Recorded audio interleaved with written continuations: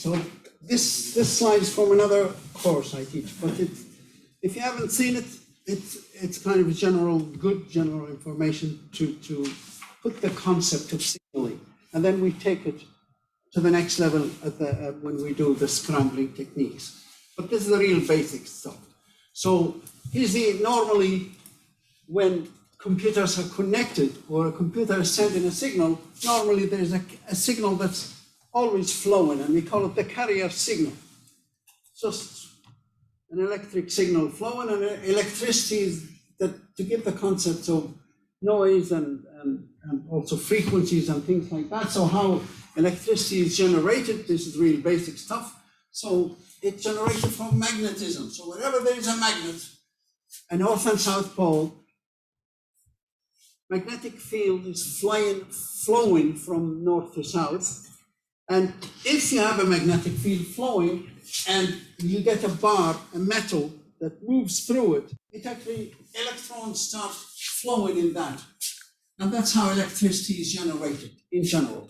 So electricity is generated by passing a coil or a piece of metal or a wire through a magnetic field. That's the general idea. And it changes direction based on the direction you move, the movement of that piece of metal. So instead they have something that rotates inside a magnetic field, and that generates electricity. And that's how electric signals are generally generated. And once that the wire or the coil cuts the magnetic field, it generates an electric current which can be measured by a voltmeter or an ammeter, and that's what generators look like. And the opposite is the motors. If you send electric current, it will cause a motor to move. But right now we're dealing with generation. You want to know what is it that gets generated, that electricity that gets generated, how strong it is, how powerful, that's the amplitude, the frequency, and all that kind of thing. So normally how strong the voltage or the amount of current depends as the wire is rotating. Imagine the wire is this way, around like in this case here, an anti-clock kind of rotation. As it moves up at the top near the pole, it crosses so many lines of magnetic signal.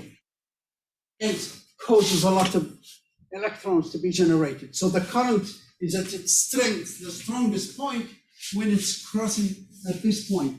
As it's moving down here, as you can see, it's crossing less or no lines of magnetism. These lines, the blue lines here, are the magnetic lines, the magnetic field.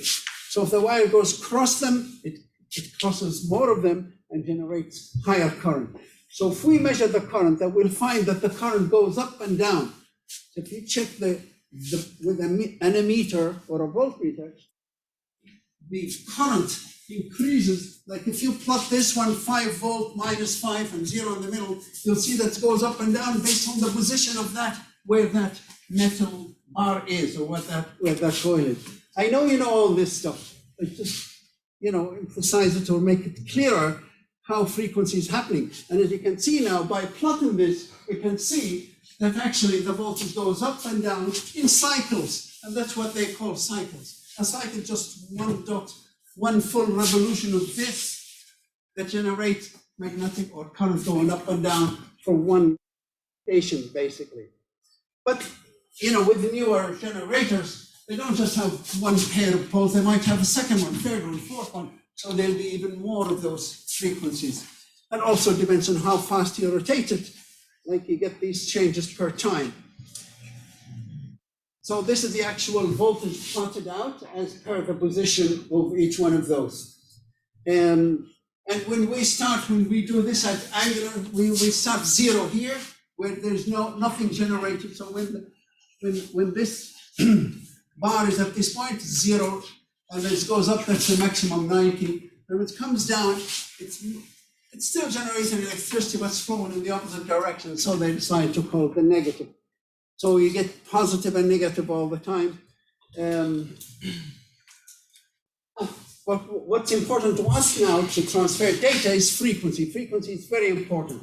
Also, the phase shift, the starting point of each signal, each cycle. So this is what we mean by frequency. How many times does the actual values change up to the maximum and minimum, how many times per second? So obviously the higher the frequency, the lower we say it's lower the frequency. Some of the signals, they're known as periodic signals. They just keep repeating themselves exactly as they are, you know, without any changes, same values, like the clock signal. And what we use with transmission, sometimes we use a clock signal, and the clock signal just, you know, just keep going to +5, -5, +5, -5 continually, whether it's digital or analog signal. The sine wave, it's just, they call it sine wave because what we plotted earlier on, they look like the sine when you do the degrees from 0 to 360 and plot the sine or cosine. But if you plot the sine signal, that's exactly what it looks like with the amperage, if you plot out the amperage. That's why they gave the name sine wave, because it looks like the sine wave. Now, checking the amplitude. Amplitude is the strength of the signal. It represents the strength. It can be measured in voltages or it can be measured in amps. So amplitude is the level of the amp current that's generated in the signal. Remember, communication always involved an electric signal transmitted between the sender and the receiver, and it uses both machines, so it's going continuously. But it has certain frequency and it has certain amplitude, and the amplitude is a measurement of how high up it goes. Let's say it can be +5 or it can be +10 and -10. So anywhere the distance from the center, from the zero value to either the maximum plus or maximum minus, is considered the strength of the signal or the amplitude. That's the largest value of the amplitude. The trough is the lowest part, expressed is the peak, and the wavelength is important. The wavelength is measured in distance, in centimeters or millimeters or meter. So every signal has cycle that the distance between any 2 points in that is known as the wavelength. And of course, it's associated with frequency. Frequency is how many of these cycles up and down you have in 1 second. Of course, if the wavelength is shorter, then you're going to have, that means there are going to be higher frequencies. Or high frequencies will have shorter waves. Low frequencies, obviously, the wave is longer because they're associated, they're strongly associated.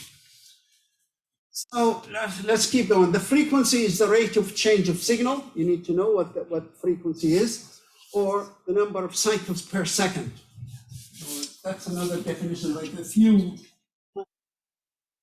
rate of change of a signal or the number of cycles per second is known as the frequency. And it's measured in hertz, and 1 hertz is 1 cycle per second. The phase, it's important to know the phase because we use that a lot in transmission, and the phase is the relative starting position of your signal. Normally, most signals, as they start rotating, we start at angle 0. And then as we go to 90 degrees, we go maximum, minimum again at 270 and 360. So the starting point is normally 0, but sometimes we don't start at 0, we start at 90 degrees or 180. The phase is like, just imagine, you see soldiers walking in lines, then they all go the same foot, forward, left, right, left. And you might see one of them is in the opposite. So when they're all moving with the left, that guy is moving with the right. We say the phase. That's a left phase, maybe this guy is starting with the right phase. And sometimes they fix themselves and they skip and back into the normal phase, the rest of them. Electric signals, we can also change the phase. Like normally it starts at 0 and we draw it. We say, no, skip the first part, go to 180. So instead of going up, it goes down and then up. So we started at a different point. This is easily done. It can be very easily change the phase. And the receiver can sense, the signal just changed phase and know exactly what angle it is. But they started using that to represent 1 and 0. See now with signals, how do we represent 1 and 0? The signal is flowing between 2 machines. All I want to represent is 1s and 0. I tell you, in my memory, there's 1, 1. My data is 1, 1, 0, 1. I can change the voltage, amplitude, increase it to represent 1 maybe, and decrease it to represent 0. So when I increase it, the receiver can feel that and can write 1, 1, and so on. And that's how we transfer the data. That's if we use amplitude, but we can also use frequency. We can change the frequency. I look at my data and you and I agree, let's say 3 million hertz to represent 1, 4 million hertz to represent 0. So I start switching between 3 million and 4 million. You sense that and translate that, write that in your memory. And that's how we send data, using amplitude or using frequency. We can also do it using phase. I can make a signal lose its first half to represent 0 or start at 0 to represent 1. And that's how we do it. So these are the 3 ways to do it. This is now what frequency might look like or amplitude might look like.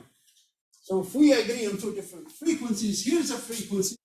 This one, I don't know, this is 1 cycle and a half. Let's say if this is 1 full second, it's doing 1.5 cycles per second. But this one here is doing 1, 2, 3.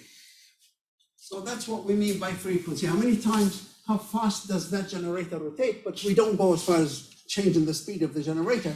We can actually so easily, so inexpensively, so efficiently. It's done so easy that it is the best way to send data. If you find a better way, less expensive way to transfer data and faster than this, by all means, eventually, maybe they will be. But right now, we just swap frequencies and they're so easily done and so easily sensed by the receiver. And that's why this is the way we do it. And we can actually change the speed up and down, the frequency up and down, maybe 10 million times every second. Imagine that. And the receiver can sense each time that change happens. And they can actually write it, and plot the data. So the first 2 here on the left represent changing in frequency, different frequency, and this one here, difference in amplitude. See the amplitude, the strength. This one goes up to 1 and -1, while this one only goes to +half and -half. So we didn't change the frequency. They still have, this is 1, almost 1.5, I think. Yeah, but also this one has, as well as different amplitude, it also has a different phase. See, this one starts at 0.0. This one, maybe 0.0 is that, somewhere around here, but it started at, I don't know, wherever that is, maybe halfway, maybe about angle 45, 60, which is somewhere along there. So that's this, see, this one here started from this point, whatever this point is. That's the phase, they call it. You have a 360 degrees, you have 360 phases. You can start at any point. It can, so easy to start at any phase I want, so efficient, not expensive, easy to do and fast to do. And the receiver can sense it also so clearly. And we can have any 2 phases, 1 to represent 1 and 1 to represent 0, and we can agree on them. Okay, so this is about the rest of the wave. We don't need all this, but it's good to know that waves, what an amplitude is, what a cycle is. A cycle is just 1 full cycle. The wavelength, any 2 similar points on 2 consecutive cycles, will be considered the wavelength. And as I said, if you have more frequencies, there'll be shorter waves. If the frequency is really low, that means the wave is just going to get longer. So there is a strong relationship. There's a formula to work it out quickly, but we don't need it. You don't need to remember any of this stuff. Just get the overall general concept. I will not be asking any questions in this. This is just to bring it to the next level where we can start about the next topic. Right, so I'm flying through this. This is another. These are different frequencies of the same signal. Just first one, 3 megahertz. Imagine if this is the length of time it takes 1 second. Frequency is how many cycles per second.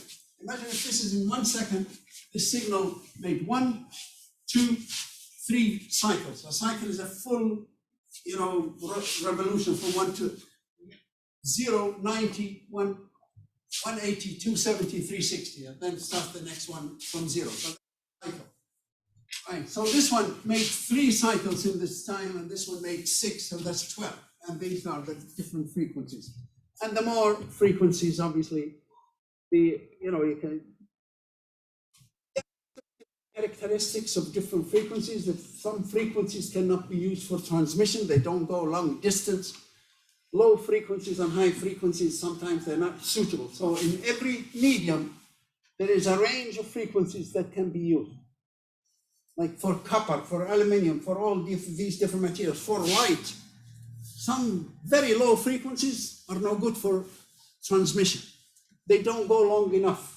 And some very, very high frequencies, they don't agree with the material they're traveling through sometimes, or they cannot travel that far enough, and therefore they're not used. So every wire or every material, there are certain frequencies that are suitable to travel through it for 100 meter or 50 meter or whatever, and they will reach, within a certain distance and can be recognized.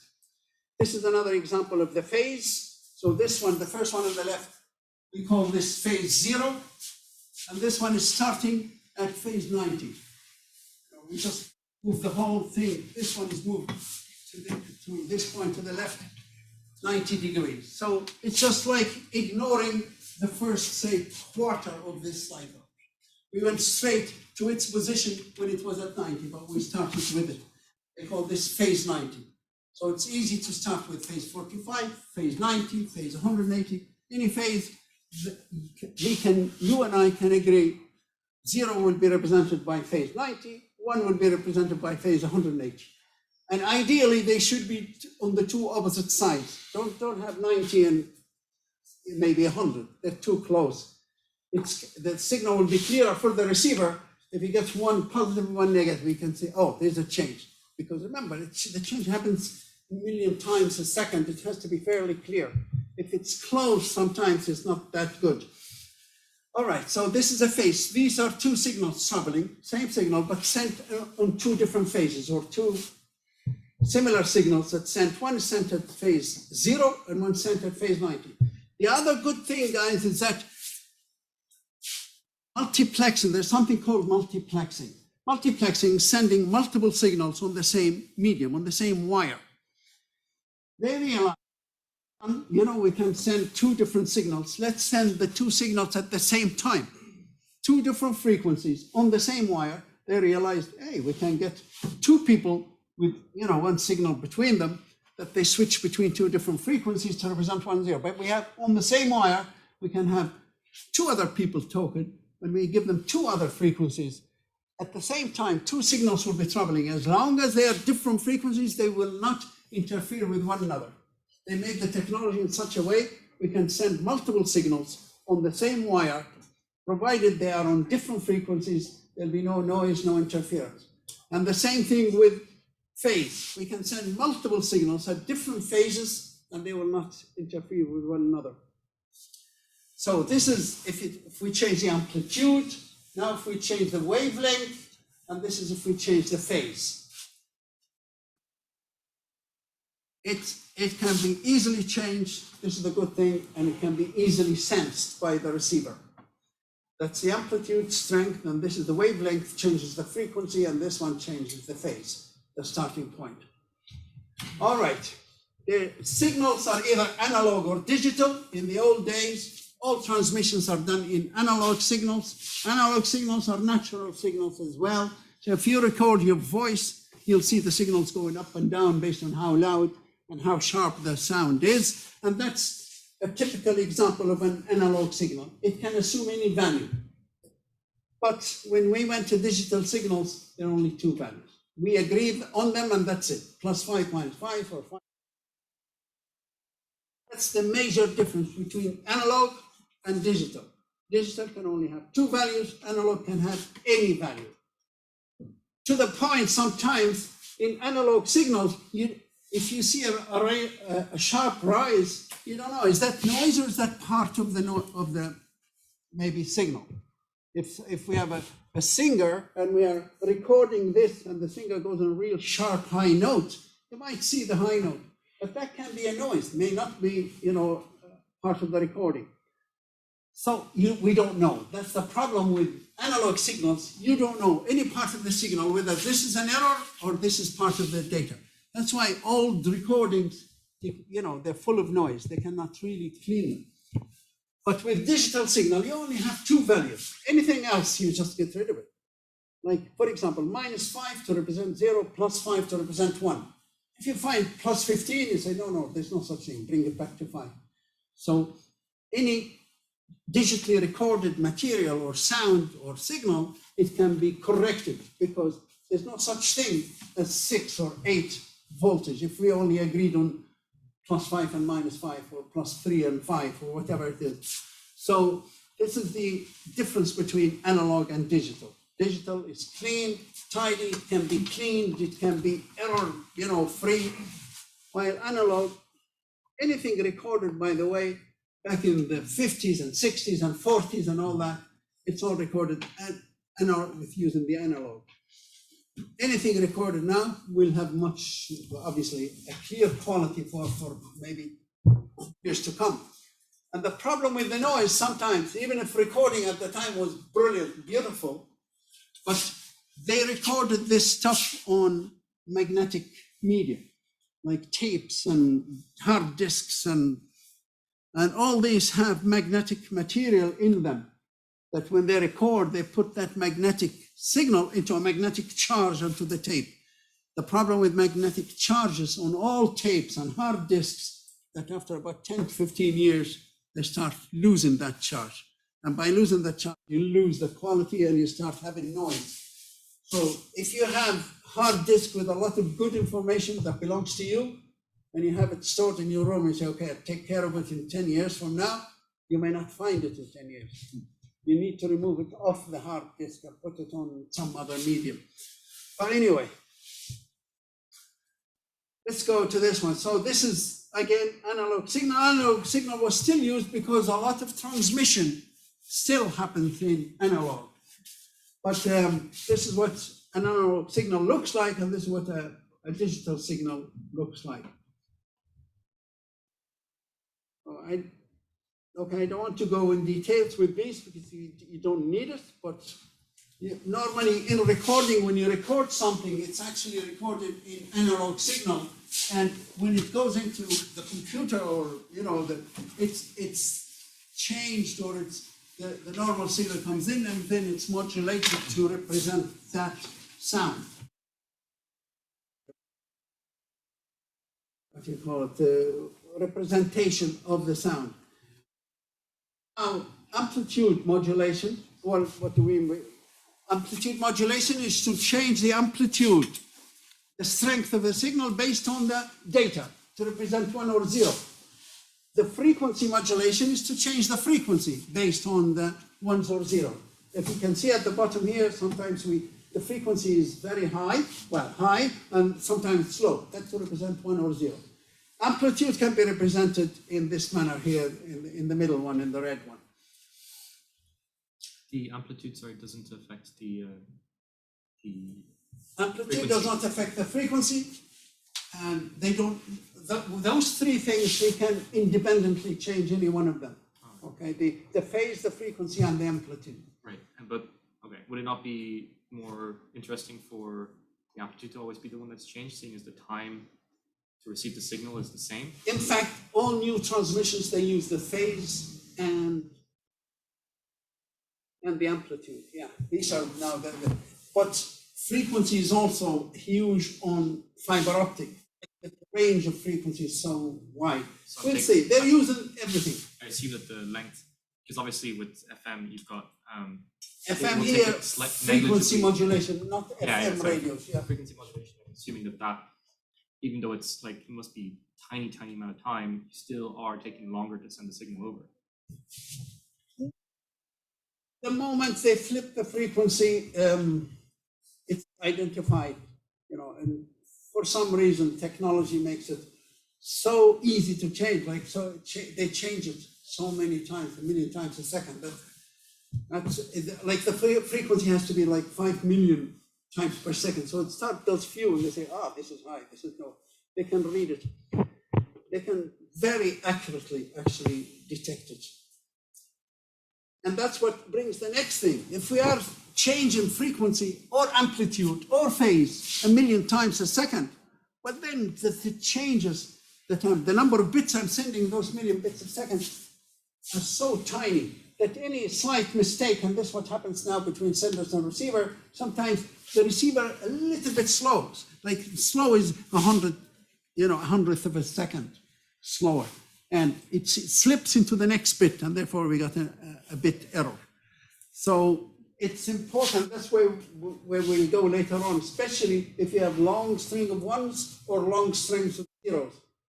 But every time, the thing what most receivers do, they adjust themselves to every change. Every time there's like change in frequency, they say, oh, here's a change frequency, it happened now. This must be the start of a bit. So they keep, the receiver keeps lining themselves with the sender.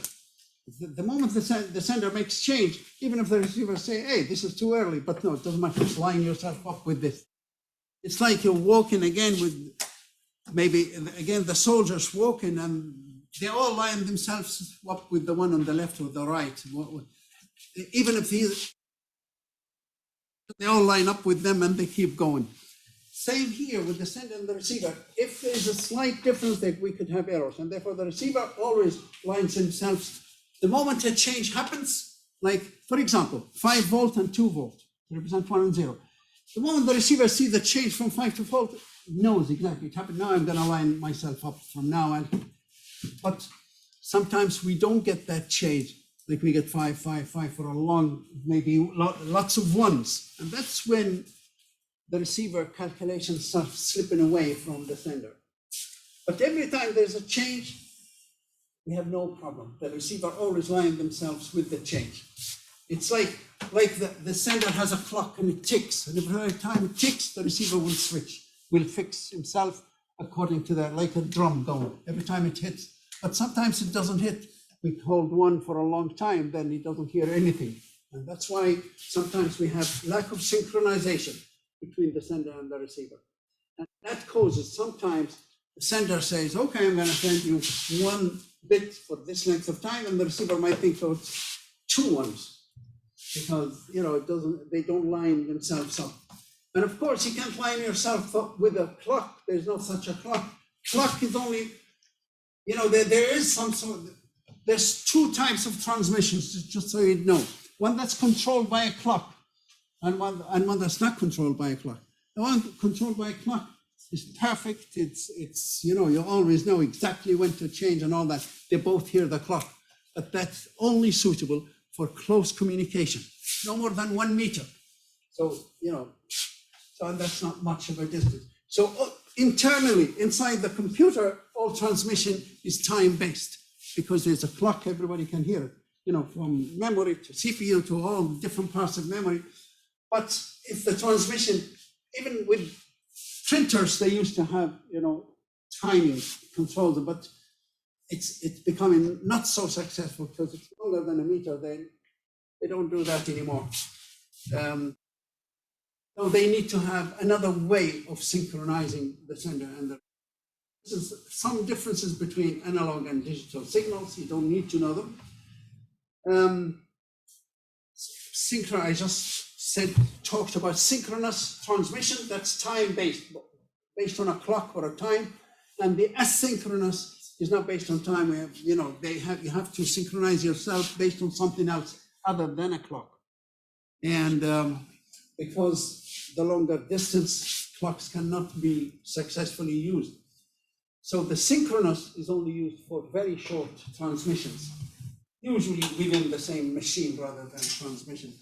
But the async is the one we're interested in.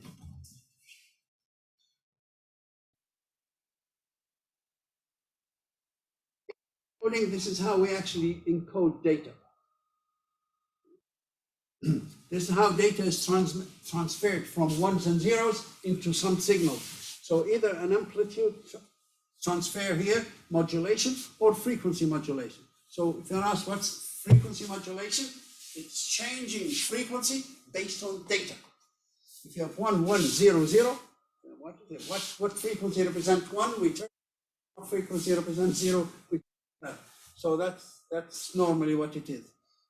Normally you have a carrier wave here, that's the all flowing at the same frequency, same amplitude, no changes. But then based on the data, we can either modify it if it's based on the amplitude, that's amplitude modulation, or based on frequency, we start modifying the frequency to represent ones and zero. This is an amplitude modulation, much clearer way of either the amplitude goes up. If this is the data we want to send, and maybe you can say represented by +5, as in this case here. So anytime we have 1, we increase the amplitude, and anytime it's 0, we change it, reduce it to another value. It could be 0, it could be -5, it could be 1 or 2. But once we agree, that's it. The sender keeps switching those two values.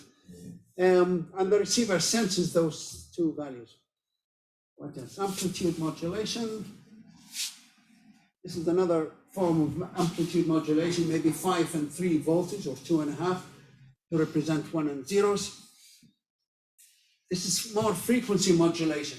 This is normally first the carrier wave that has the same frequency all the time, but as soon as the sender starts sending, it starts changing, and the receiver senses that change.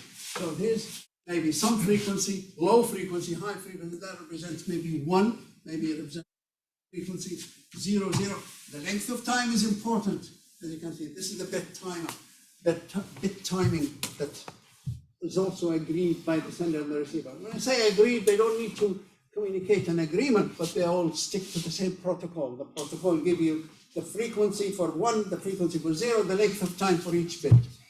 And when to change. Some encoding schemes change at the start of the bit, some of them change at the middle of the bit. So we'll see how.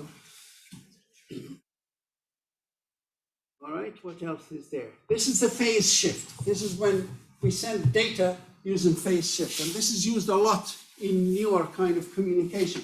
Phase shift is just looking at the cycle of the start of the signal. Where does it start at? Position 0, position 90, 45, whatever.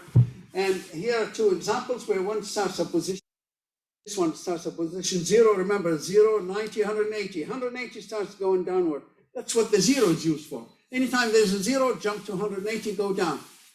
Forget about the start of the wave. Take the wave from this point.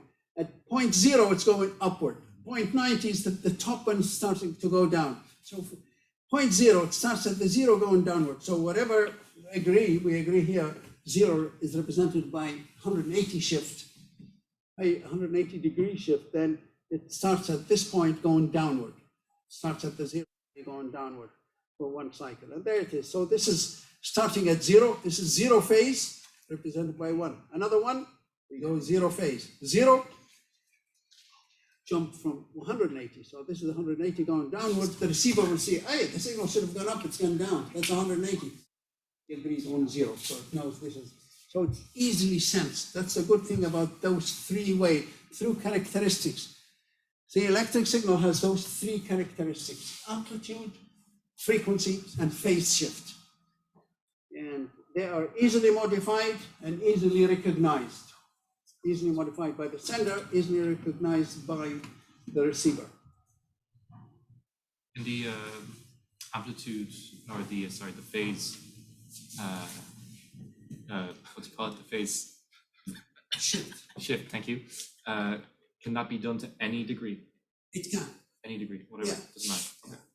Okay. It can do it to 360 degrees, but in the same transmission, don't get too close to one another. You don't do maybe 90 and 92. Maybe if you do 90, do the opposite one. Do 270 at the other end. Easier for the receiver to recognize and reduces the amount of error. Because sometimes the signal arrives to the receiver a little bit distorted for some reason, noisy. But even if he finds one that's 90 and the other, if they're close to one another, you might miss one loses 1 or 2 degrees or goes ahead or back. But if they're in complete opposite, it's like +5 and -5. Even if the +5 became +4 or +3, I still consider a +5. The receiver would still consider +. But if you pick +5, +4, and the +5 becomes a little weaker, then you could get into a noisy error kind of situation where is this really 4 or 5? They're too close to call. So it's better to have two values that they are easily recognized by the receiver. All right, so and there are different ways of playing with the phase shift. Here's one here that maybe 1 starts at 0 and 0 starts at. Sometimes they don't do that. Sometimes they say, hey, I'll hold the same phase as long as if it's 1, I'm not changing the phase. If there's change in the phase, it's a 0. So there's a couple of techniques, different techniques to using the phase shift. It can be used in not just specific values of phase for each bit. No, sometimes say, listen, at the start of every cycle, if I continue normal, it's 1. If you, like instead of continuing from coming from 360, instead of continuing up to the 90, if I switch, I mean, change to any other phase, that means it's a 0. So the 0 might be considered any change in the phase, while any continuation of the phase can be a representation of bit 1. So the point is there are different ways of doing the phase, but as long as you understand the idea, for example, if you take any two values of phases to represent one, that's fine. So here's another example. These are 3 examples here. The first one is frequency, representation of data. The top one here, change in frequency between 0 and 1. This one, changing amplitude and, between 0 and 1. Here's maybe 2.5 representing 0 and 5 volts representing 1. This one, changing phase. So the 0 represents 1. Starting from 0, that represents 0. 1 always starts at downward or 90 degrees. Sorry, here's the 90 degree representing 1 in this case. We get 0, 0 always starts at the 0 phase. They're starting upward. And there it is, the 0 starting up, degree downward. Amplitude and phase is really very, very common. So this is where you can actually use both of them. And the reason for mixing frequency and amplitude or phase is that we can actually transmit more data. Suddenly, engineering-wise, about 10, 15 years ago, they realized, okay, we don't just send different frequencies. We can now have multiple frequencies on the same, whatever it is, wire or medium, or multiple phases. But they discovered something else. We can actually mix maybe the two of them together to send more data. This is a quick example. Or maybe there'll be examples better there later. But let's say, here's my hand indicating the voltage. Up means 1, and down means maybe +5 and -5. So up represents 1, and down represents 0. So every second, I can represent 1 bit there. That's 1, 1, 0, 0, 1, 0, and so on. So just each time, 1 bit. Now, think of the other one. Now let's use frequency. High frequency, for example, represent 1, low frequency, same place. High frequency represents 1, low frequency represents 0. So that's also can be used.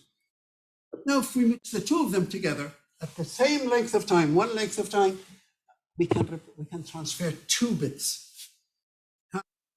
At any moment, now I'm going to give high and low amplitude, but also include frequency as well. So I can have high amplitude and high frequency, or I can have high amplitude and low frequency, or low amplitude, high frequency, or low amplitude. So now I can have any of 4 different positions. And that's now instead of sending you 1 bit, we can actually represent 2 bits at the same time. I say, if I want to give you 0, 0, let's say, I'm going to send 2 bits, not 1 bit each time, 2 bits. Let's say 0, 0. If I bring the amplitude down and the frequency down, that's a 0. 0. And, I can put high on voltage and the other one, it's 1, 1. So at the same length of time, we can agree on 2 bits in the same length of time that we were transferring 1 bit. This is the idea of being able to use multiple values of frequency and multiple values of amplitude, and in 1 second, we can represent twice as many data without any mistakes, yeah? But say with that, which one would come first? Say, in like if you were to write it into a line of binary. No, at the same time. At the See, same I'm time. sending a signal with certain frequency, but also with certain amplitude. So they go up, up on frequency. The both of them go together for the same length of time. We're not going to take any longer. That's the advantage. And now the same length of time that we used to represent 1 bit, now we can represent 2 bits. So how? Well, you can measure the frequency and the,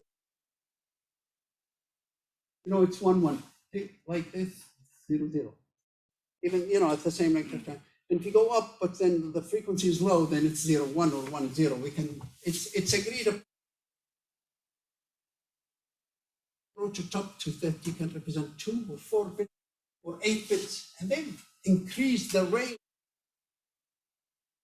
They went up to 128 different combinations, but this is the basic idea, is that you have 2 variables, but you apply them at the same time. But now, if we have 3 variables, then we can send even 8 bits simultaneously. If we have 16, if we can have 16 different positions, that's 4 variables, we can send more bits at the same time. So I'll give it now. They have a name for it, so they call it the quadrature amplitude modulation.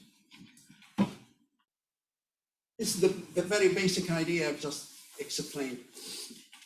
Now, imagine the signal here represents the phase. Which phase? It can be, phase 45 degree. This is 90, but no, we go to the, 135, and this is about 30 or 2, and then this one close to 300. So even to make it easier, it's just, where is your phase? Is it in that part, on that quarter, on that quarter? Now we're using 4 different phases with 1 amplitude. The signal, the strength of a signal, imagine, is represented by how far it is from the center. That's the strength. We're not even changing amplitude at this stage. We can change because we can use 4 different phases. Because now we have 4 different values of the phase, we can actually use it to transmit. Any one of them can transmit 2 bits instead of 1 bit. So instead of just having phase 0 or phase 90 to represent 1 and 0, now we can use 0, 90, 270, 360. And now if I go to 0, I mean, it's maybe 0, 0. If I go to 180, represents 1, 1. So the moment I move it, it's to you 2 bits. And you just write it based on the agreed value. Now, with that, we can also modify the attitude. Now we have the phase. Like, I'm going to transmit at this angle. That's 1 phase. And we said it represents 2 bits. Imagine I can transmit at this strength or that strength. So now we have the 2 variables. Earlier on, I did the amplitude and the frequency. Now this one is the amplitude, how far it is, and the phase. And it can actually represent a lot more data. This one here can, gives an example that we have 16 phase shifts.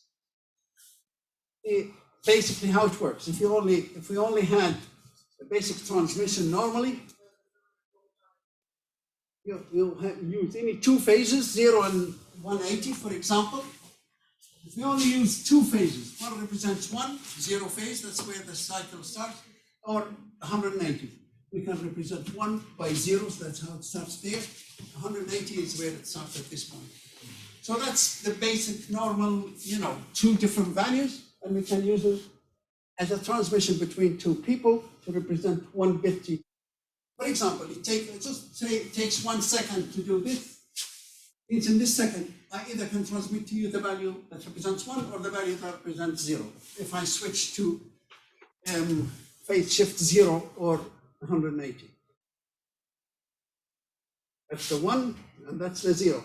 That's so simple and easy and basic. Now, let's use 4 different values. And the 4 different values, either, for example, it starts at 0. If I say to you, listen, if I go to 0, that means I'm sending you 2 bits. Go to whatever, 180, there it is, that means 1 and 1, or 360, whatever, 180. 270, 0, 1, and 1 and 0. These are, they're almost, you can see them as the X and Y, plus and minus, before 1s and 0s, but regardless, now we have 4 different phases, and we can use them to represent. when I'm sending to you, I'm only sending you one, but one of 4. So which one? That one represents 2 bits. Please get the idea, but that's how you can actually transfer more data at the same length of time. By actually, we have 4 different values. Whichever value I send you will represent 2 bits, not.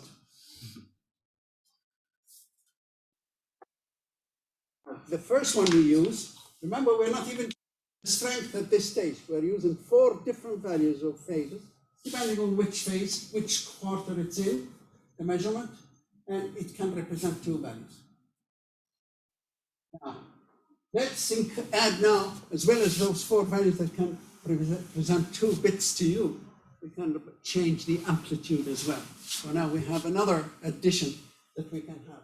A bigger amplitude, stronger signal, or maybe less strength of the signal.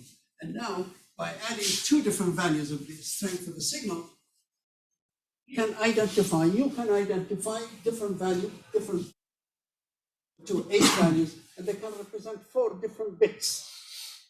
So, the way it works, like we agreed, if I send you 0, it's going to be 0, 0. You know, if it's the phase 0, it's going to represent 2 bits, 0, 0. But now I can represent it with big attitude or with small attitude. What's the difference between them? Like we can have another 4 bits, and this will be 0, 0, or 0, 1. And these are the other alternative, or just for the same. So the idea is we can change frequency, we can change phase, we can change amplitude. Instead of sending you one value at a certain time, by using multiple of these variables, we can actually transfer a lot more data. It's so successful, you can check these are to the point that now they have this, for example, matrices. The amplitude is represented by how far away from the center you are. So this line here would be the higher strength signal. So it could be the same phase. Let's say that's 45. 45 can be at this level or at that level. So it can be a stronger amplitude or smaller or lesser amplitude. In this, for example, in this example, you can have higher amplitudes, lower amplitudes with different angles.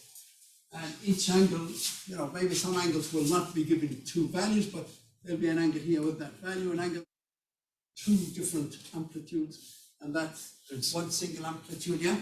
There's something I haven't connected yet. It's the just linking this diagram to the one with the phase.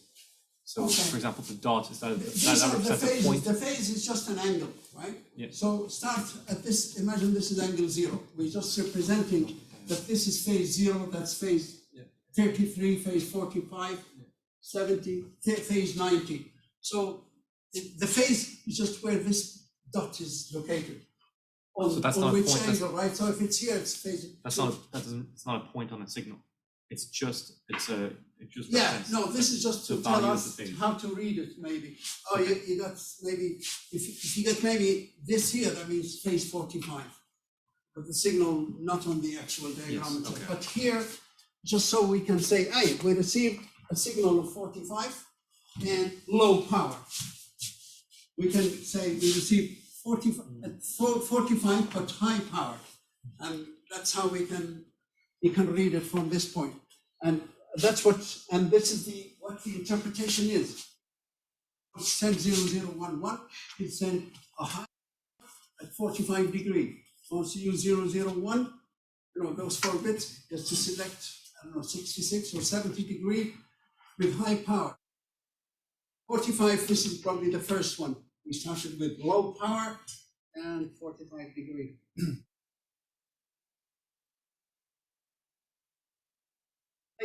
Just get the general idea that you can actually change frequency or phase or amp. This is changing the phase shift and the amplitude. A mixture of them, we can actually represent more data. As you can see, we can, instead of representing 1 bit at a time, at that length of time, we can represent 4 bits. And the amplitude and the phase shift, they used it so well to the point they started producing, much bigger, 64, that's each different value of amplitude, you can change also phases at the same time, that you can transfer 8 or 16 bits in the same length of time.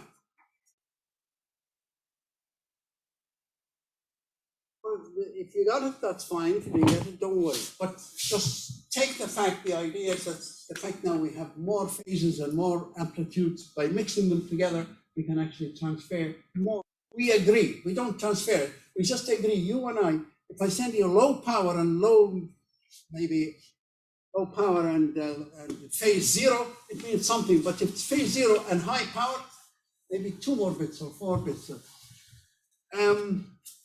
This is a general thing about bandwidth. When you transfer, not all frequencies can be sent on all material. Every material has a natural capabilities. They cannot send maybe a certain range of frequencies. We'll say copper wire. You can send an electric signal with certain frequency. If you send higher frequencies, they will not travel far. Even with sound. They say, elephants, they speak with such low frequency, you can't hear it, but it travels for so long. Yeah.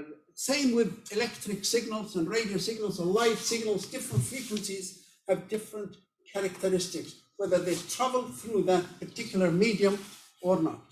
So very low frequencies, they're never used. They're not good. They don't travel that far. They travel for a meter or 2 and they stop. They're not useful. And also very high frequencies. And of course, that will differ from one material to another. Aluminium, steel to air, with light signals and all that, or sound signals.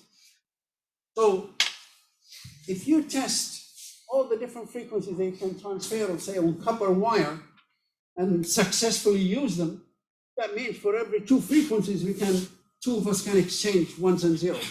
Another 2 can use 2 other frequencies to other frequencies. So each 2 frequencies can be used to transfer data. So what are all the frequencies that can be used? This is called the bandwidth. How wide are all the frequencies that you can use? In other words, what's the total amount of data that you can transfer? Because the total amount depends on how many frequencies you have. There's like a motorway. If you have 50 lanes and cars can travel on them, then you can have 50 cars each time. So that's how wide that bandwidth is. And if the road is just one single lane, that's very narrow bandwidth. So basically the bandwidth is the range of usable frequencies. How many frequencies do you have that you can use? Of course, there are plenty of more frequencies, but they are useless. Only the ones that can be used to transfer signals clearly to a certain distance, then they are usable.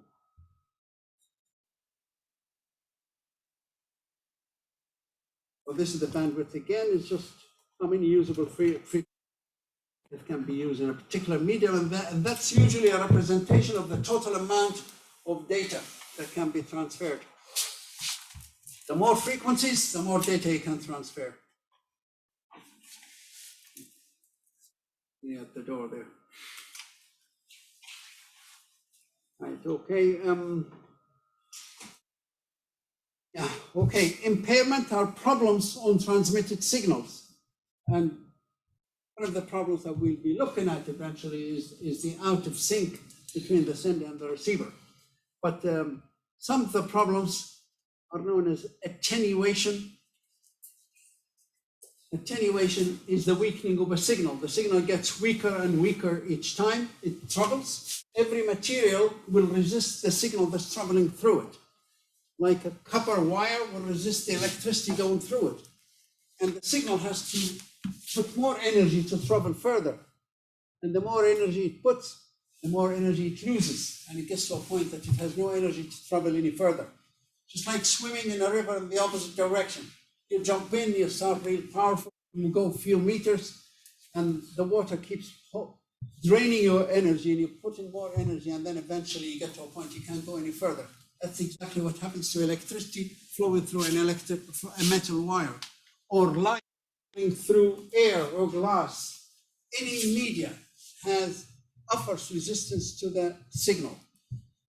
And so this is the word attenuation. So attenuation is the weakening of that signal for one reason, for the distance, not for any other reason. There are other reasons why a signal might get weaker, but if it's due to traveling a distance, well, then that's known as attenuation. And most of the time, the only way to fix the attenuation problem is to have a signal amplifier. Is our security guy. I'm as well. He can't hear it, so he's loud, plays it so loud. That's probably why I'm talking too loud to you as well here, but it gets worse. Anyway, so that's attenuation. So what's attenuation? Anybody remembers what attenuation is? Weakening of a signal over a distance. Weakening of a signal over distance. And that's what happens to a signal. It starts really strong and powerful. As it moves, it gets weaker and weaker to a point where it cannot be recognized. Before we lose recognition, we need a repeater somewhere here that can recognize it and reissues a new formed signal, a new signal that's strong enough. Signals can be affected by many things, depending, for example, water or rain can affect signals traveling, but also electric storms, because if you're transmitting a radio signal, that's an electromagnetic signal. It's based or created with magnetism in it. If there is a magnetic storm, it will actually destroy that, causes noise to that signal. Also, signals from a satellite can be affected by an electric storm. So if you're watching a signal from a satellite and over your house there's a storm, in these storms there's a lot of electricity, and that electricity can really change the signal. And signal starts by losing its sharp edges, sharp squares. They go a little roundy and then rounder, and then lose the height or amplitude and becomes weaker and weaker. Delay distortion is a problem that happens only in combined signals. If a signal is made up of 2 or 3 different signals, maybe an example, but just to bring the image closer. Delay distortion happens only if you're sending. Imagine if you're watching a video, you're watching two signals are coming to you. A video is arriving in 2 signals, of an image or a picture and a sound. And there are 2 different frequencies. One of them is going to travel slightly faster than the other. Different frequencies travel different speeds, and they deal differently with the resistance that they meet. So what can cause is that maybe from the source, from the TV station or whoever is transmitting the signal, they went together, sound and image. But along the way, one of them went slightly ahead of the other. You receive them, you start watching them, but you receive are not exactly synchronized. So you receive, maybe you see the image talking and you don't hear the sound for another half a second or a second. So this is just an example of what's meant by delay distortion. Delay distortion only happens at signals that are made up of multiple signals and they're transmitted at different frequencies. And when some of them will be delayed more than the others. Higher frequencies can travel faster and lower frequencies slower, but they can go longer distances.